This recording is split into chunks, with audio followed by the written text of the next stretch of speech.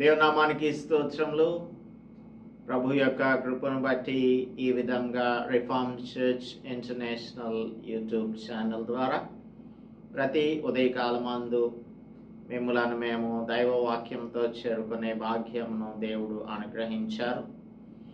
అలాగనే మీరు కూడా ఎంతో ఆసక్తితో దైవ వాక్యమును ధ్యానం చేయడానికి శ్రద్ధగా వస్తూ ఉన్నారు. అందును బట్టి మిమ్మల్ని అందరినీ కూడా ప్రభు నామంలో ప్రశంసిస్తూ ఉన్నాను. ఇంతవరకు మనం 10 instructions of the Father to the Son, తండ్రి కుమారునికి చేసిన 10 ఉపదేశములలో 7 instructions 7 ఉపదేశములను ధ్యానం చేసాం. 8వ ఉపదేశమును ప్రారంభించుకున్నాం.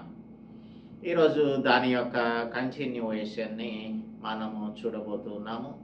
The Father is warning his son against the dangers of adultery. వ్యభిచార పాపం వలన కలుగు పర్యవసానాలు, అది ఎంత ప్రమాదకరమైనది అనే విషయాన్ని కుమారునికి తెలియజేస్తూ ఉన్నాడు. But when you see this chapter or whatever be the instruction that is given by the father to the son, it doesn't mean that it is only for the son, it is also for the daughters.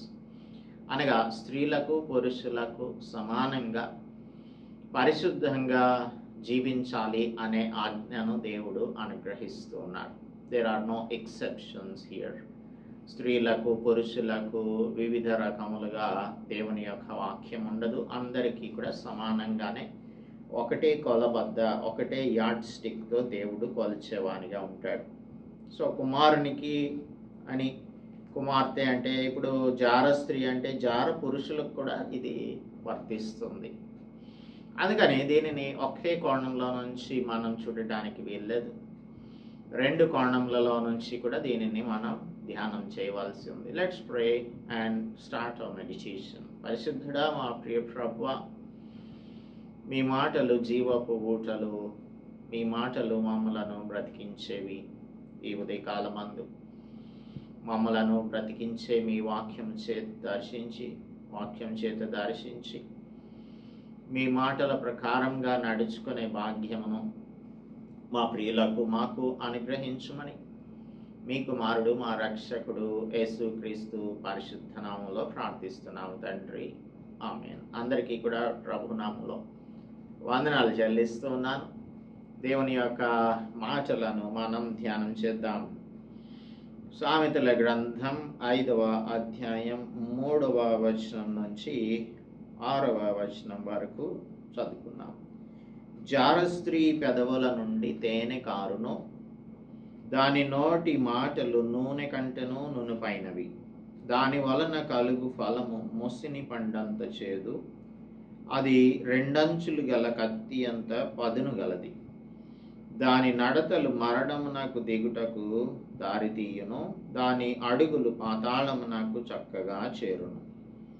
అది జీవ మార్గమును ఏమాత్రమును విచారింపదు. దానికి తెలియకుండానే దాని పాదములు ఇటు అటు తిరుగును. దేవుడు తన పరిశుద్ధ వాక్యం మన వినికిడిలో దీవించునుగాక. ఈ చాప్టర్లో 8th lecture or 8th instruction of the father to the son మనం ధ్యానం చేస్తున్నాం. It is warning against unbiblical sex and it is calling us to biblical sex. అందుచేత మనము దేవుని యొక్క మాటల విషయంలో ఎల్లప్పుడూ కూడా భయం కలిగిన వారంగా ఉండాలి. ఎజ్రా గ్రంథం 9వ అధ్యాయం 4వ వచనం చూస్తే, ఎజ్రా గ్రంథం 9వ అధ్యాయం 4వ వచనం చూస్తే, అక్కడున్నటువంటి ఇజ్రాయిలీల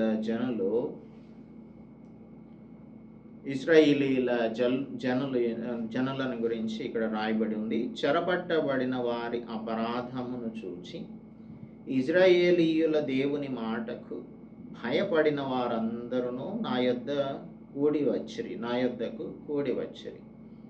నేను విభ్రాంతి పడి సాయంత్రపు అర్పణ వేళ వరకు కూర్చుంటిని. ఈ విధంగా వారి ఎదుట ఉండి ఈ ఇజ్రాయేలీయులను ఎజ్రా ఏమంటున్నాడంటే దేవుని మాటకు భయపడిన వారందరినీ కూడా సమకూర్చి వారికి చెప్తూ ఉన్నాడు. సో దేవుని యొక్క మాటకు భయపడే వారంగా మనం ఉండాలి. ఈ భయపడినటువంటి వారు దేవుని యొక్క క్రియలను చేసేవారిగా ఉంటారు. యెషయా గ్రంథం 66వ అధ్యాయంలో 2వ వచనంను కూడా చదువుకుందాము. ఎవడు దీనుడై నలిగిన హృదయం గలవాడై నా మాట విని వణకుచుండునో వానినే నేను దృష్టించుచున్నాను. 5వ వచనం కూడా, యెహోవా వాక్యము నాకు భయపడు వారులారా ఆయన మాట వినుడి, ఆయన మాట వినుడి. సో యెహోవా వాక్యము నాకు భయపడేటువంటి వారు. We have to tremble at the word of God.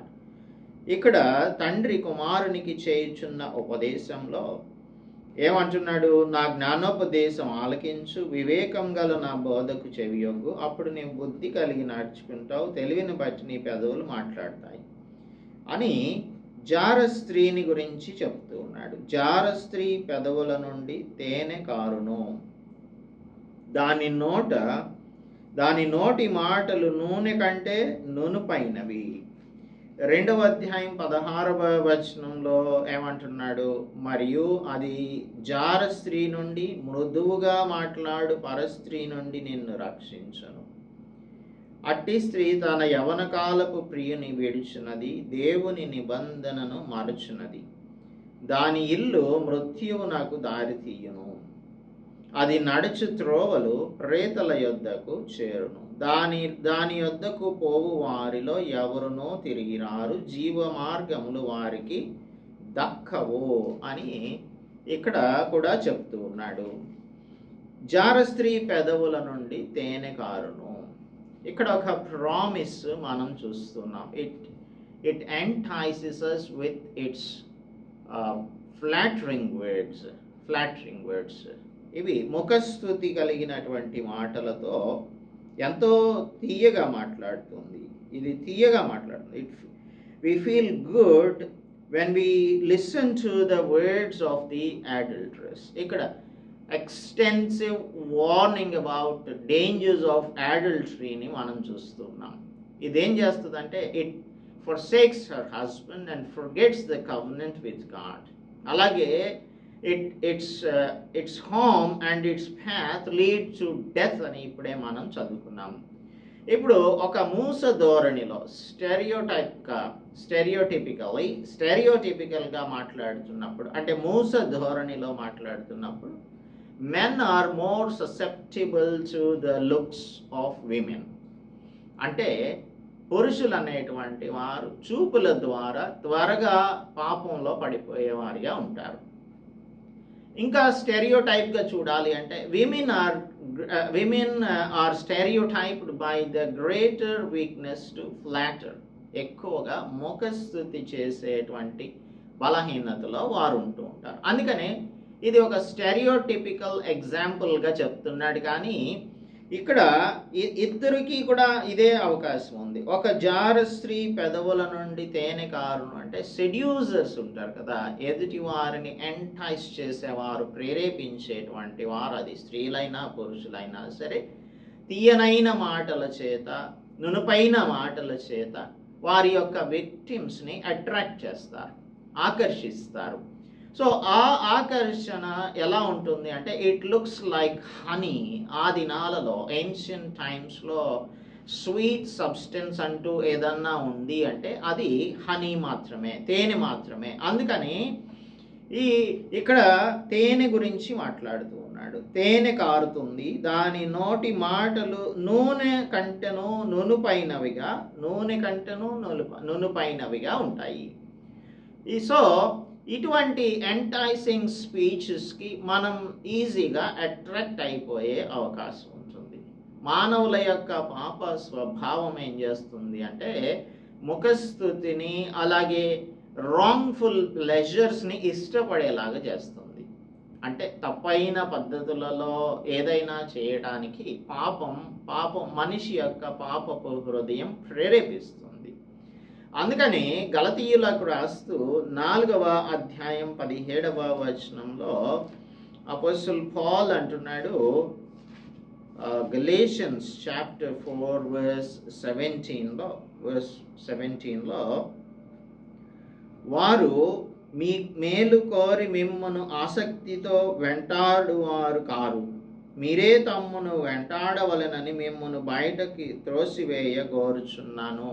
Galatians believers ఉన్నారు కదా, వారు తమ ఆరోగ్యకరమైన సిద్ధాంతం అనగా సౌండ్ డాక్ట్రిన్ నుండి తప్పిదమునకు తిరుగునట్లుగా చేయడానికి ఈ అబద్ధ బోధకులు తీయనైన మాటలను చెప్తున్నారు. ఫ్లాటర్డ్ వర్డ్స్, ఫ్లాటరీని ఉపయోగిస్తున్నారు. This is one of the strategies of devil, సాతాను యొక్క ఈ ఏమంటాము తంత్రం అని చెప్పవలసి ఉంటుంది. పాల్ ఎప్పుడు కూడా తన యొక్క బోధలలో ఎవరిని ఫ్లాటర్ చేయలేదు అనే విషయం చాలా స్పష్టంగా తెస్సలోనికైలకు రాసిన మొదటి పత్రిక 2వ అధ్యాయం 5వ వచనంలో చెప్తూ ఉన్నాడు. 2:5లో తెస్సలోనికైలకు రాస్తూ, మీరెరిగి ఉన్నట్టు మేము ఇచ్చకపు మాటలనైనను ధనాపేక్షను కప్పిపెట్టు వేషమునైనను ఎన్నడూను వినియోగింపలేదు, ఇందుకు దేవుడే సాక్షి. ఇచ్చకపు మాటలు అంటే ఫ్లాటరింగ్ వర్డ్స్.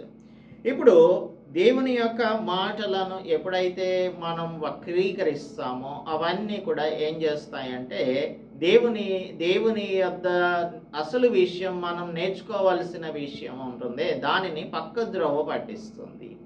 ఒక తిన్ననైన మార్గమును దేవుడు ఏర్పరిచినప్పుడు, ఒక కుటుంబ వ్యవస్థను ఏర్పరిచినప్పుడు, భార్యాభర్తల మధ్య కాంజుగల్ రిలేషన్షిప్ని గురించి దేవుడు పెట్టినటువంటి పద్ధతులను కాకుండా వేరొక పద్ధతిలోనికి వెళ్ళేలాగా మనలను ఎంటైజ్ చేసేది ఏదైనప్పటికీ కూడా అది scripturally wrong and also morally wrong, నైతికంగా అది పొరపాటైనటువంటి పని.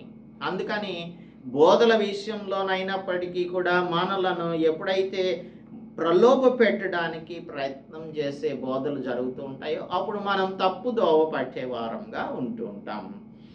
ఇప్పుడు దాని వలన దాని నోటి మాటలు నూనె కంటేను నునుపైనవి, నూనె కంటే నునుపైనవి. ఇప్పుడు ఈ పదార్థంలో ఆలివ్ ఆయిల్ని ఎక్కువగా ఆ దినాలలో ఉపయోగించుకుంటూ ఉండేటువంటి వారు. they used to use the olive oil or anointing also. మన ఒక వ్యక్తిని అభిషేకించడానికి కూడా ఈ ఆయిల్ని వినియోగించడం అనేది మనము పరిశుద్ధ గ్రంథంలో అనేకమైన సార్లు చూస్తాము. అలాగనే మాటలు కూడా చాలాసార్లు నూనె కంటే నునుపైనటువంటి మాటలుగా ఉంటూ ఉంటాయి. చాప్టర్ 6 వర్స్ 24లో చెడు స్త్రీ యొద్దకు పోకుండాను పరస్త్రీ పలుకు ఇచ్చకపు మాటలకు లోబడకుండాను అది నిన్ను కాపాడును, దాని చక్కదనమందు నీ హృదయంలో ఆశపడకము, అది తన కనురెప్పలను చిలికించి నిన్ను లోపరుచుకొననీయకము. ఈ విధంగా నూనె వలె నునుపైనటువంటి మాటలు, ఇచ్చకపు మాటలు పలికినప్పుడు వాటిని మనం జాగ్రత్తగా తప్పించుకొని పారిపోవడం అనేది చేయవలసినటువంటి విషయం. సో ఇనీషియల్ ఎన్కౌంటర్స్ ఉంటాయి కదా, ఇటువంటివి ఇనీషియల్గా మనం ఎన్కౌంటర్ చేసినప్పుడు మనకు చాలా ప్లెజెంట్గా అనిపిస్తుంది, డిజైరబుల్గా అనిపిస్తుంది. దాని యొక్క అంతం వచ్చే వాటికి తీయగా ఉండదు, అది చేదుగా ఉంటుంది. It is bitter as wormwood అని మనం ఇక్కడ చదువుకుంటాము. ముసిని పండంత దాని నడతలు మరణమునకు దారితీయును, దాని అడుగులు పాతాళమున 4th verse చదువుతున్నాం. దాని వలన కలుగు ఫలము ముసిని పండంత చేదు.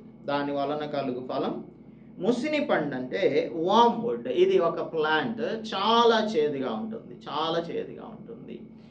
ఇప్పుడు మనం కానీ శాంసన్ని అడిగినట్లయితే శాంసన్కి డెలీలా యొక్క మాటలు చాలా స్వీట్గా తేనెలాగా కనిపిస్తూ ఉన్నాయి. నూనె కంటే నునుపైనటువంటి పెదవుల ద్వారా మాట్లాడుతున్న మాటలుగా ఆయనకు కనిపిస్తున్నాయి. అందుకే ఎప్పుడైతే ఆమెను చూచాడో 16వ అధ్యాయంలో, జడ్జెస్ చాప్టర్ 16లో చూడవచ్చు. న్యాయాధిపతుల గ్రంథం 16వ అధ్యాయంలో 4 నుంచి 6 వరకు చూద్దాము. 16వ అధ్యాయం. పిమ్మట అతడు షోరేకు లోయలోనున్న దెలీలా అను స్త్రీని మోహింపగా ఫిలిష్తీయుల సర్దారులు ఆమెకు ఏం చెప్పారు?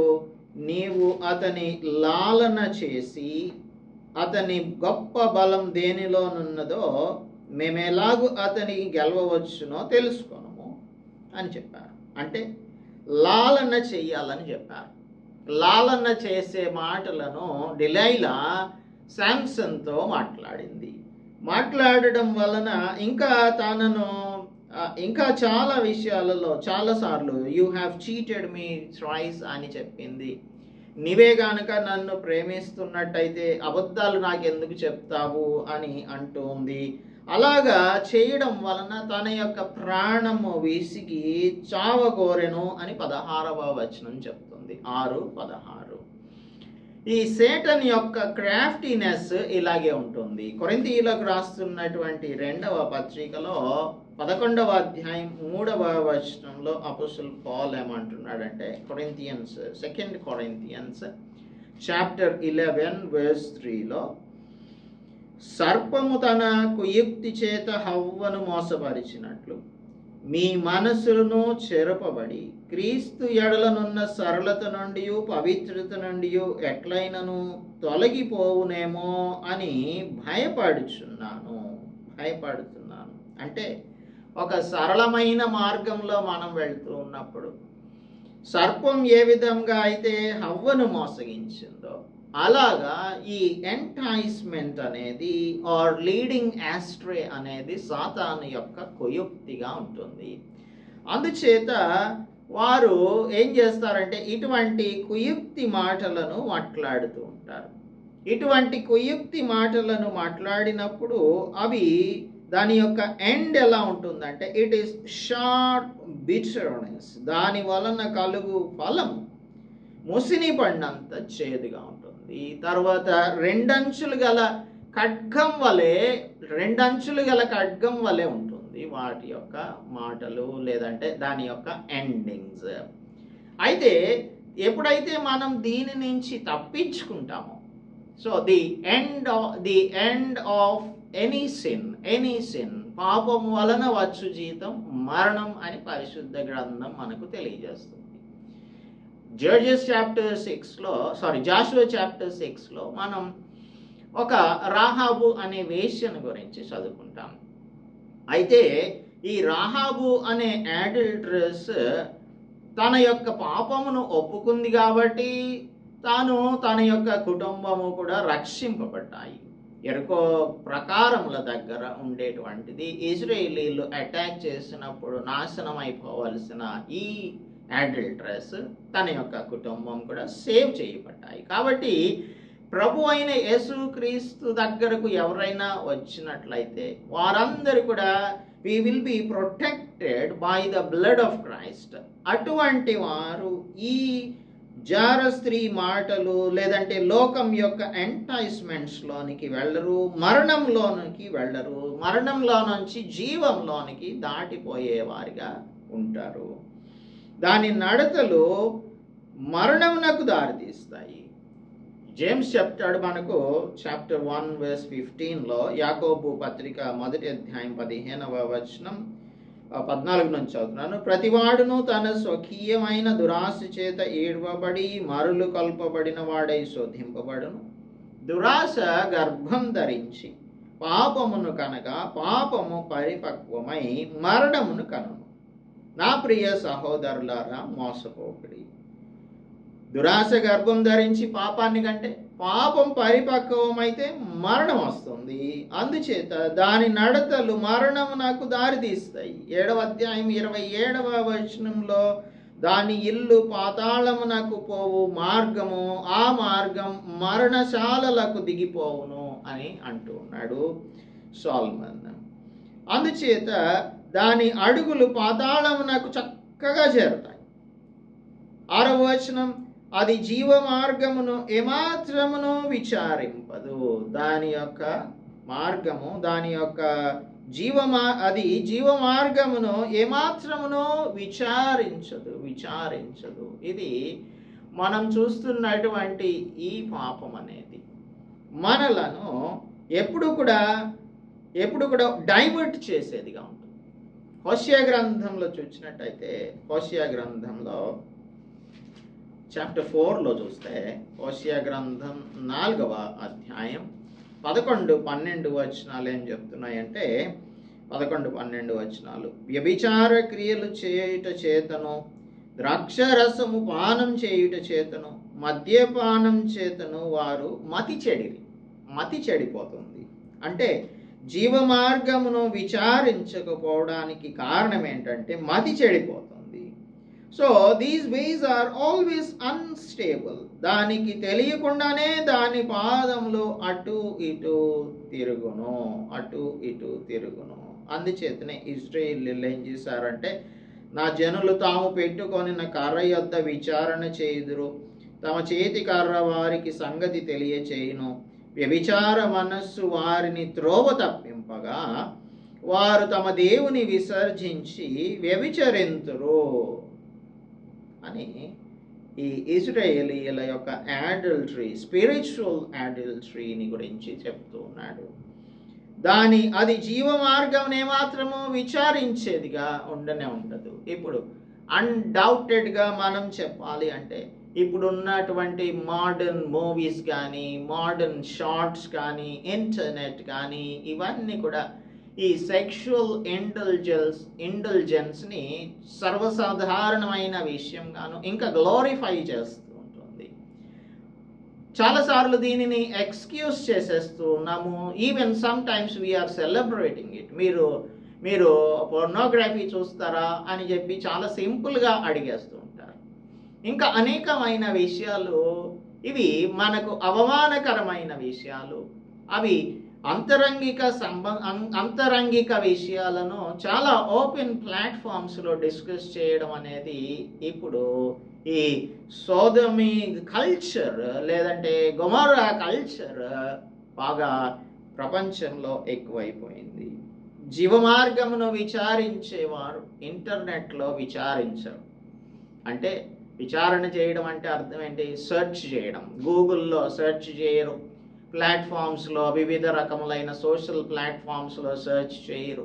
జీవ మార్గమును పట్టుకుని మనం నడిచేటప్పుడు ఈ మార్గములన్నింటినీ కూడా విడిచిపెట్టే వారంగా ఉండాలి. ఎందుకంటే దాని యొక్క కాన్సిక్వెన్సెస్ బిటర్ కాన్సిక్వెన్సెస్గా ఉంటాయి.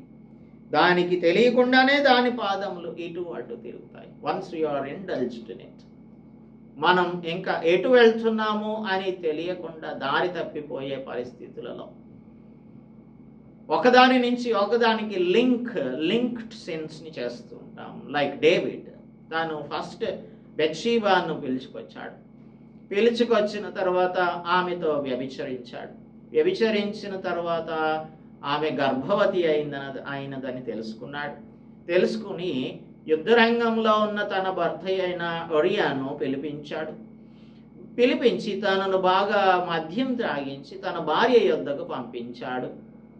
అంటే he wanted to cheat him. తీను చేసిన పని తన భర్త మీదకి పంపించాలని చూశాడు.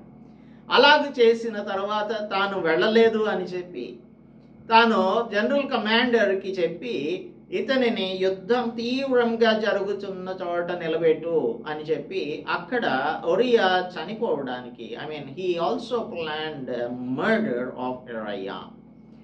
అలాగా ఒకదానికొకటి లింక్, లోతులోనికి, డెప్త్స్లోనికి వెళ్ళిపోతాం. మనం ఏం చేస్తున్నాం అనేది మనకు తెలియనటువంటి పరిస్థితులలో పాపంలో మునిగిపోతూ ఉంటాము.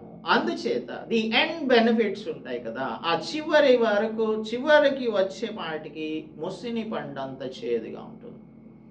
అప్పుడు దేవుడు పిలిచి నాతానును పంపించి నీ పరిస్థితి ఇది అని చెప్పించి ఇదంతా అయిపోయిన తర్వాత నేను పాపం చేశానని ఒప్పుకోవడం అనేది చాలా గొప్ప విషయం. ఆ తర్వాత దేవుడు అక్కడ అడిగినటువంటి ప్రశ్నలు ఉన్నాయే, అవి గనక అడిగితే మన యొక్క పరిస్థితి ఎంత అసహ్యంగా ఉంటుందంటే, ఇప్పుడు ఇటువంటి సంబంధాలు ఉంటాయే, అక్రమమైన సంబంధాలు, ఇది అడల్టరీలో ఒక థ్రెడ్ ఏంటంటే, మనం ఎవరికీ తెలియదని అనుకుంటూ ఉంటాం. We think that we are doing it secretly. కానీ దేవుడు ఆమ్నీ ప్రెజెంట్ గాడ్ కదా. ఆయన సర్వాంతర్యామి, ఆయన అన్ని చూచేటువంటి వాడు. ఆయన అది ఏదో ఒక విధంగా బయటపడుతుంది. ఈ బయటపడినప్పుడు చాలా అసహ్యమైనటువంటి పరిస్థితులలోనికి మనం వెళ్ళిపోవాల్సి వస్తుంది. దాని వలన ఎన్నో గిల్టీ కాన్షియన్స్, రిమోర్స్ అంటే పశ్చాత్తాపం, కళంకం, నింద, సుఖవ్యాధులు, ఇంకా బ్రోకెన్ హోమ్స్, తర్వాత రెక్డ్ మ్యారేజెస్, వివాహ బంధాలు తెగిపోవడం, మెంటల్ డిస్టర్బెన్సెస్, ఇంకా చెప్పాలంటే అనేకమైనవి. ఇందులో ఈ జార స్త్రీ పెదవులలో వెనం ఉంటుంది, విషం ఉంటుంది. The venom of the serpent, it is concealed under the honey of her lips. తీయగా ఉంటుంది అని అనుకుంటున్న రిలేషన్షిప్ పాయిజనస్గా తయారైపోతుంది. అందుచేత ఇవన్నీ కూడా ఆలోచించాలి, ముందుగానే ఆలోచించాలి. దేవుని బిడ్డలైన వారు ఆలోచించి ఏది చేసినప్పటికీ కూడా దేవుని మహిమ కొరకు మనం చేస్తున్నామా లేదా అని ప్రశ్నించుకుంటే, పాపం చేస్తే దేవుని నామం అవమానపరచబడుతుంది. దేవుని బిడ్డలైన వారు మనలను అందరూ కూడా చూస్తూ ఉంటారు. దేవుని బిడ్డలైన వారిని లోకం చూస్తూ ఉంటుంది. అలాంటప్పుడు దేవుని నామం నాకు అవమానకరంగా ప్రవర్తిస్తే అప్పుడు దేవుడు ఏ విధంగా ఘనపరచబడతాడు? అందరూ ఇలాగే ఉంటారు అని మనకు అనేక మంది ఇంటర్నెట్లో, యూట్యూబ్లో క్రైస్తవ్యాన్ని విమర్శించేవారు అనేక మంది ఉంటారు. పాస్టర్స్ ఇలా చేస్తూ ఉంటారని, తర్వాత క్రైస్తవులందరూ కూడా ప్రేయర్ మీటింగ్స్ కానీ వెళ్తారు, ఇలాంటి పనులను చేస్తూ ఉంటారు అని ఎన్నోసార్లు వారు మనలను విమర్శించడానికి కారణం ఏంటంటే, సరి అయిన రీతిలో దేవుని యొక్క మార్గంలో నడవలేకపోవడం. అందుకని మనం జీవ మార్గంలో, మనం చీకటిని విడిచిపెట్టి వెలుగు మార్గంలో నడవడానికి వచ్చిన వారం అన్న విషయం ఎల్లప్పుడూ కూడా జ్ఞాపకం ఉంచుకొని, క్షణికమైన ఆవేశంతో, క్షణికమైన సుఖాల కోసం వెళ్లకుండా దేవుని యొక్క ప్లెజర్ని, దేవునితో సంబంధం కలిగినటువంటి ప్లెజర్ని మనం మన జీవితములలో అనుభవించినట్లు దేవుడు మనకు కృప చూపించునుగాక. ప్రార్థించుకుందాం. పరిశుద్ధుడా, మా ప్రియ ప్రభువా, మా రక్షక, the venom of the serpent is under the lips of the perverted woman. జార స్త్రీ యొక్క పెదవుల క్రింద సర్పం యొక్క విషముందన్న విషయాన్ని గమనించి, దాని దగ్గరకు వెళ్ళేవారు మరణమునకు పోతున్నారని, పాతాళమునకు పోతున్నారు అని, పాపమును నాయన పరిపూర్ణంగా అసహ్యించుకునే వారిగా మా ప్రియులు మేము జీవించడానికి కృపను అనుగ్రహించమని, తండ్రి యొక్క ఉపదేశమును ఆయన, మీ మాటల యొక్క ఉపదేశములను మేము విడిచిపెట్టకుండా మీ పొందునే మేము కోరుకునే వారంగా ఉండునట్లు, పరస్త్రీ రొమ్మును నీవేళ కౌగిలించుకుంటావు అని నెక్స్ట్ చాప్టర్లో సొలొమన్ అంటూ ఉన్నాడు. ఆయన సొంత కుండలోని నీటిని మాత్రమే త్రాగవలను అని చెప్తూ ఉన్నాడు. అటువంటి వారముగా మేము మీరిచ్చిన వాటితో సంతృప్తికరమైన జీవితంలను జీవించుటకు, అనవసరమైన ఎక్స్ట్రా మ్యారిటల్ అఫైర్స్లోనికి, వివాహం కాని వారు ప్రీ మ్యారిటల్ సెక్స్లోనికి వెళ్ళకుండానట్లుగా మీరే కృపను అనుగ్రహించి పరిశుద్ధతను కాపాడుకొనుటకు కృప చూపించమని క్రీస్తు యేసు పరిశుద్ధ నామములో ప్రార్థిస్తున్నాం తండ్రి. ఆమేన్. దేవుని నామానికి స్తోత్రం. అందరికీ కూడా వందనాలు. దేవుని యొక్క మాటలను మన హృదయంలో దాచిపెట్టుకుందాం. దేవుని యొక్క మాటలు మన హృదయంలో ఉన్నప్పుడు ఆయన మన త్రోవలను సరళంగా చేస్తారు. దానిలో మనం రాయల్గా నడుచుకొని వెళ్ళే వారంగా ఉంటాము. అందుకు దేవుడు మనందరికీ కూడా సహాయం చేయనుగాక. ఆమేన్.